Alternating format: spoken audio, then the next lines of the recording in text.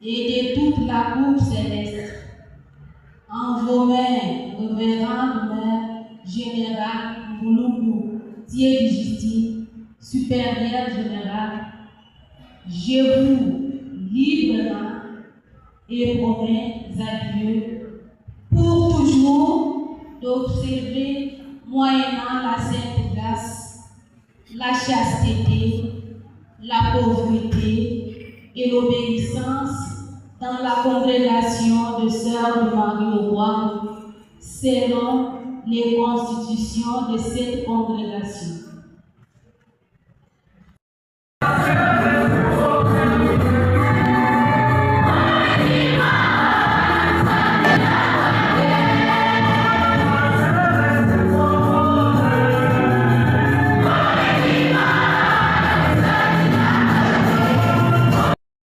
Accorde de grand cœur la bénédiction apostolique.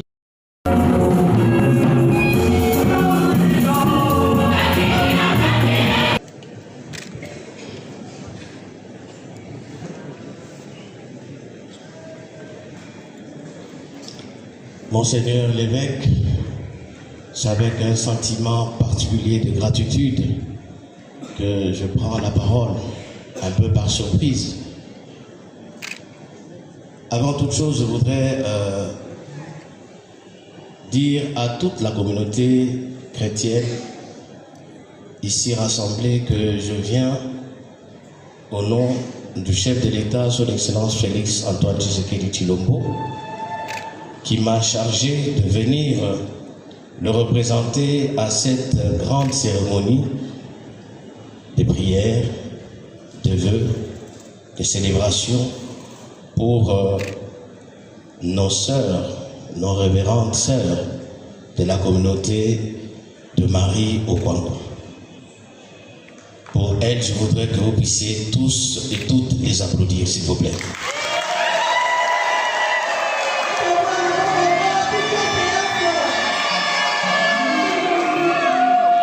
Monsieur le Président de la République, par ma bouche, voudrais vous féliciter toutes celles qui ont eu à passer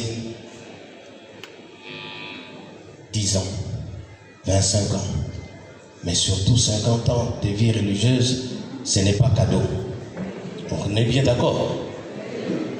50 ans au service du Seigneur, c'est une grâce. Pour celles qui ont vécu ces années, dites-vous bien que vous ne l'avez pas fait par votre propre force, mais vous avez eu la grâce du Seigneur. Et pour cela, que Dieu vous bénisse abondamment. Monseigneur l'évêque, Monseigneur le vicaire général, révérends abbés, révérendes sœurs et frères, chers frères en Christ, chaque fois que nous avons la possibilité, au nom du président de la République, de prendre la parole, nous n'avons pas beaucoup de mots. L'occasion ne se prête pas à un discours politique. L'occasion se prête à 3 choses. La première, c'est d'abord de rendre grâce à Dieu pour avoir rendu possible cette circonstance. Ce n'était pas gagné à l'avance et personne d'entre nous n'a le mérite personnel d'être ici. Ce n'est que par la grâce du Seigneur et pour cela, nous ne pouvons que rendre davantage gloire à Dieu chaque fois qu'il nous donne la possibilité de nous retrouver ici. La deuxième chose, c'est de vous remercier, Monseigneur l'évêque, pour votre grand cœur. Vous nous avez invités, vous n'étiez pas obligés, parce que même Allah ne l'est pas, comme disait Amadou Kourouba. Allah n'est pas obligé, mais vous n'étiez pas obligés et vous l'avez fait. Pour cette invitation, nous vous remercions. Nous remercions surtout les sœurs qui sont à l'ordre du jour aujourd'hui. Ma sœur Justine, nous avons travaillé avec vous pendant longtemps pour que cet événement ait une autre coloration. Je vous remercie, vous particulièrement, et l'ensemble de votre équipe qui a travaillé avec nous pour que nous puissions être tous heureux et heureuses aujourd'hui. Pour cela, veuillez trouver également nos sincères remerciements. Et surtout, le chef de l'État m'a chargé de vous dire qu'il ne vous abandonnera pas. Il va vous soutenir.